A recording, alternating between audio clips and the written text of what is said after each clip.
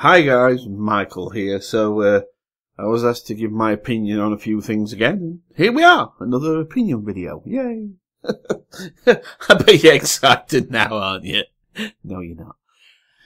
Okay, well let's start with one that's not really going to take long. It's not much to talk about. It's this Tide Pod thing.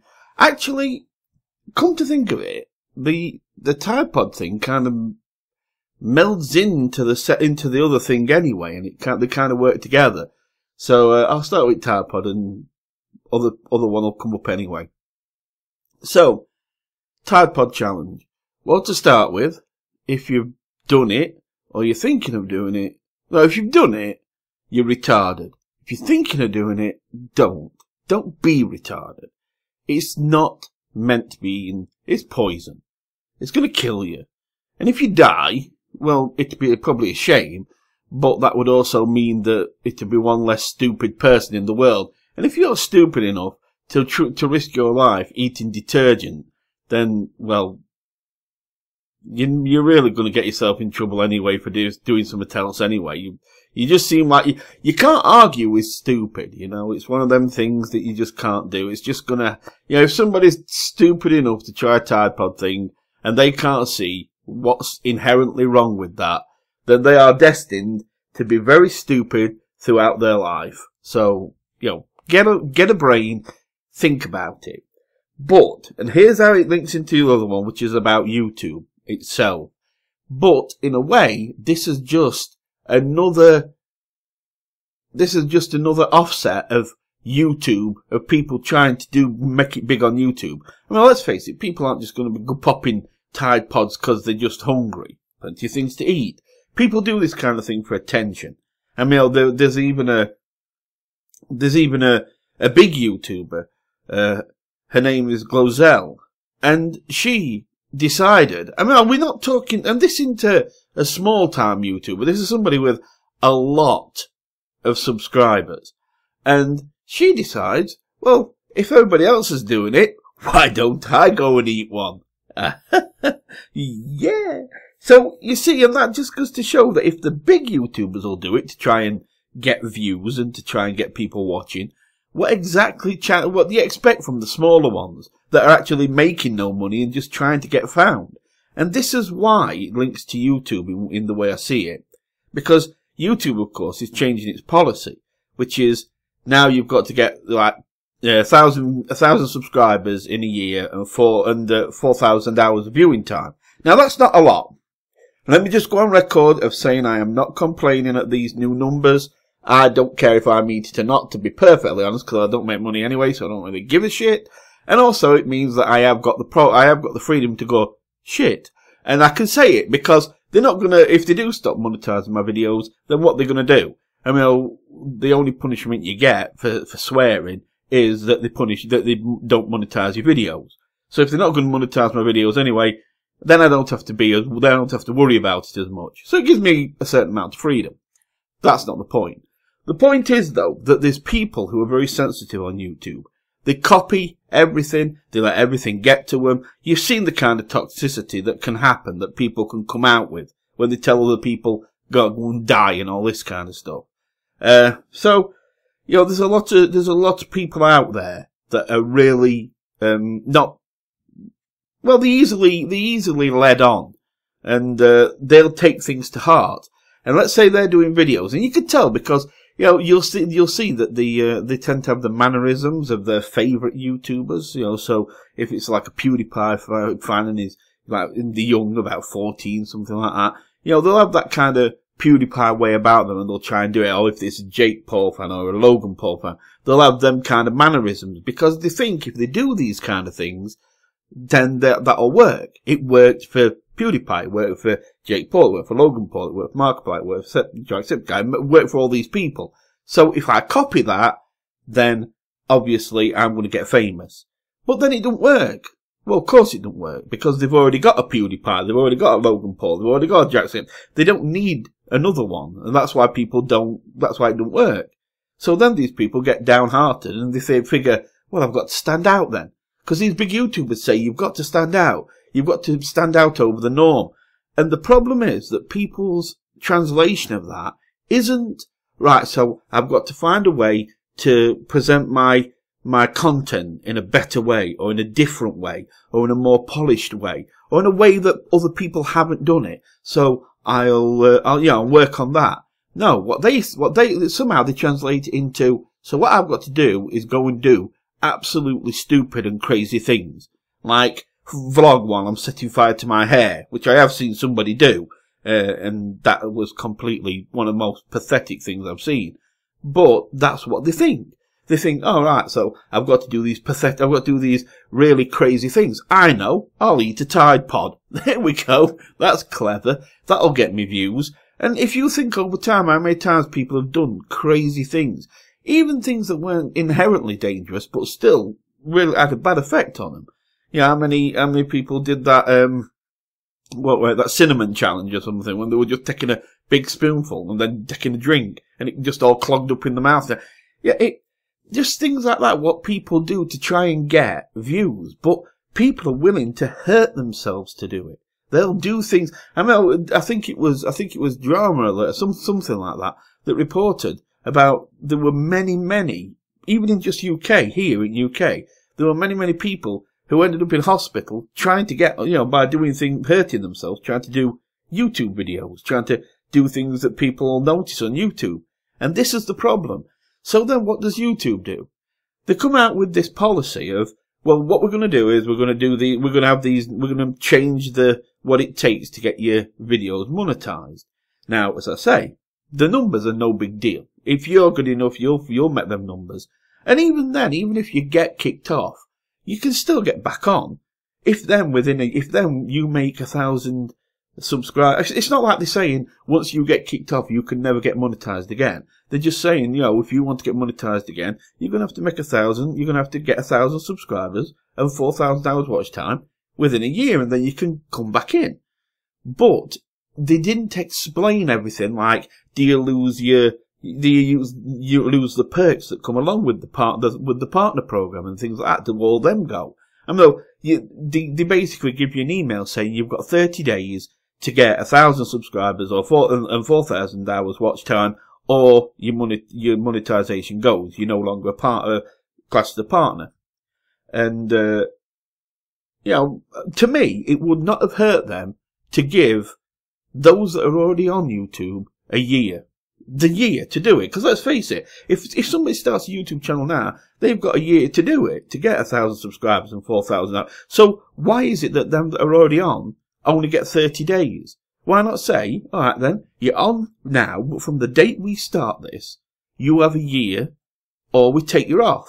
Why is it 30 days? It's not like they say to people who just create a YouTube video, you've got 30 days to do it. No. It's them that are already on. We're going to kick you off if you don't do it in 30 days. That makes no sense. There would be no harm in giving everybody who's on now a year to do it. But no, they say 30 days. So what happens? Those people who are very impressionable, who see this as some kind of punishment or something bad, they now feel they have 30 days to do some of the wildest things they can do, because they've got to get noticed on YouTube to get their 1,000 subscribers and that. So what do? They do things like eat Tide Pods.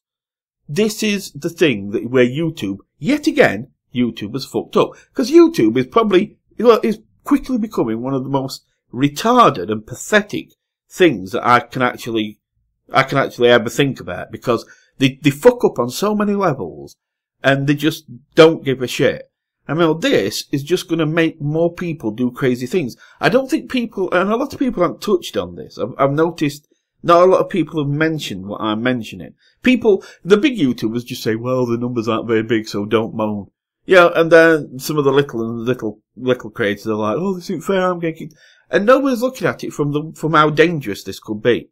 There's people out there who are so not part of reality that they will do absolutely anything in these 30 days to keep their monetization. They don't realise it's no big deal. You weren't hardly making any money anyway. I know the logic of it. You weren't making any money anyway, so what's it matter? But they don't see it as that. They see it, well, I'm a partner. It's something I've got. I haven't done anything wrong. I'm getting punished. And it is a punishment in a way. I know the numbers aren't hard, but it's not just that. You lose the things that come along with being a partner. You'll lose them as well. Plus the point of being you've done nothing wrong. And you're still losing your partnership. You're still being taken off a partner program. It doesn't matter if you make a lot of money. The point is that you've still done nothing wrong. And you still only have 30 days before you're kicked out. So, some people are going to look at it that way. And they're going to react. And anybody who goes out there and really hurts themselves because they're trying to keep their monetization, and this email they got basically telling them they've got 30 days made them feel a certain way that they had to go out and do something crazy, and they end up hurting themselves. That's on YouTube. That is YouTube's. Whatever comes of that, YouTube is responsible for that. It is their fault. Let's not try and later. Yeah, all right. It's partly the small creators for being stupid anyway and doing it. But let's face it, if they had a year, they might not have done it because they might have felt they had plenty of time to try.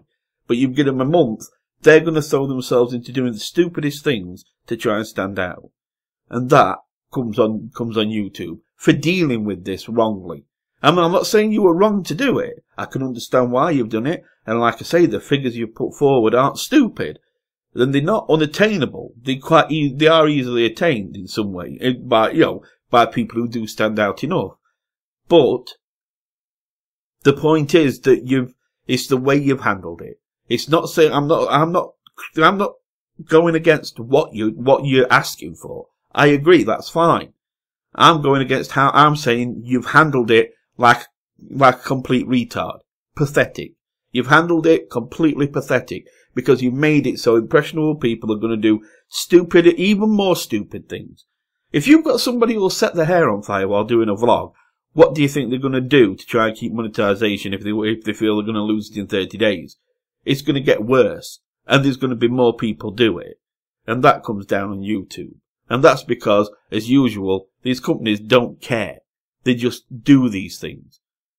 It has a knock-on effect that you don't think about because YouTubers are just thinking about how can we get all these people off? How can we eject all these people off of YouTube? See, because this is what YouTube does. They like to make out that they're doing something when something goes wrong. Like when PewDiePie had that happen with the Death to All Jews thing, when Wall Street Journal went after him. And I'm not blaming him for Adpocalypse, but it happened around then. It started around then. Yeah, they hit PewDiePie, he lost his YouTube web series and he ended up not with Disney anymore and all that. But then they started demonetizing everything that had the littlest bit of swearing in or the littlest bit of bad content in, and they just started demonetizing everybody. So everybody got hit. This is YouTube's way. YouTube's way is, if somebody big does something that affects YouTube, we will punish everyone. They're like that parent where something gets smashed, so they say, like a vase gets broke or something, and they say to their children, who broke the vase? Nobody owns up, so they hit them all. It's like, well, just smack you all, then we're forced to find the right one. Well, that's what happened here. Logan Paul goes out, does something stupid, YouTube gets put in a bad light, so everybody has to get hit. Because then YouTube could stand there and say, look, we're hitting people, we're sorting it, we're punishing lots of people, so we are trying. This is YouTube's response. YouTube's response is, we're going to go for everybody. We're just going to hit everybody because that's what we do. But we don't care about the consequences of hitting everybody. So, that's just how it is. And in this case, it's the small creators that are having it. The big creators are going to hit them figures, are going to can do these new figures in about 5 minutes. So they're not going to get hit by this. This is fine. It's just the smaller creators, they're just going to get smacked because YouTube's just trying to show, we are doing something. And, it's pathetic. It's pathetic because they haven't thought of the knock-on effect that this will have for those impressionable people that feel that this is an attack on them. And there will be people. I mean, look at all the people that did kick off. A lot of people got angry at this. Why? Because their first instinct were, this is an attack. This is a punishment. We're losing something and we've not done anything wrong. There's people out there who've been doing videos for 6-7 years and never even had a strike or anything. Never had a single problem from YouTube. But it's like, no, everybody's getting it. And it's like, well, some people do YouTube just to pay, you know, their internet bill or cable bill, whatever.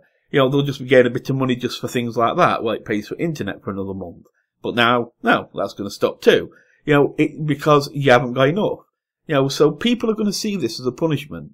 And those that do that are impressionable are going to come back with something stupid. And that is going to be completely on YouTube. And they deserve every bit of shit they get for this. Not because of what you're asking of people, but because of how you've handled it. You've handled it stupid, you've handled it retarded, you've handled it pathetic. And you were wrong. Anyway. There you go. So the two things were answered. And the Tide Pod challenge to me is just is going to get worse. Because there's probably going to be more people eating. You're going to get something like, well, you know, everybody's eating a Tide Pod. I think I'll eat 5 just to prove that, you know, just to be more crazy. You know, it's going to be things like that. Or I'll have a bath in Tide Pod and drink some while I'm in it. You know, it'll be all that kind of stupid, retarded stuff. Just people trying to get noticed and putting their life on the line to do it. And again, that's because of how YouTube's handled this. And they'll not give it, they'll not care. They'll not care what comes from this, because as long as they're showing that we're out there fighting the good fight and trying to punish everybody because we feel like it, then we're good. And you're not. You're stupid. Anyway, that's it. If you want my opinions on anything else, as you can tell, you're going to get an honest opinion. But, yeah, thanks for watching. I'll see you again soon. You take care, and goodbye for now.